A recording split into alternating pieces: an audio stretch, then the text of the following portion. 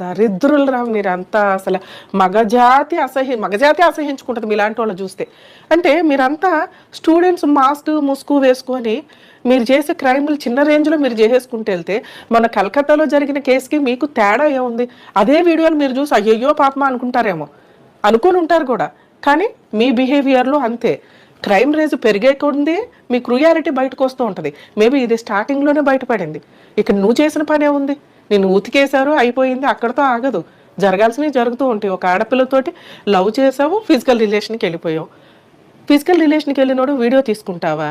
ఆ వీడియోలు తీసుకొని వాటితో అమ్మాయిని బ్లాక్మెయిల్ చేసావో లేదో ఇవి బయటకు వస్తాయి. ఇన్ కేస్ బ్లాక్మెయిల్ చేసి ఉంటే ఆ పిల్ల నిజంగా అటువంటి సీసీ ఫుటేజ్ సీసీ కెమెరాలు కనుక బాత్రూమ్స్లో పెట్టుంటే మీ ఇద్దరిని హ్యాంగ్ చేయడమే చాలా బెటర్ అని నా ఉద్దేశం. కానీ అలాంటి చట్టాలు మనకు లేవు కదా. నా ఒపీనియన్ డిఫరెంట్, లేదా కోర్టు ప్రొసీడింగ్. అడ్వకేట్ రమ్య గారు చాలా చక్కటి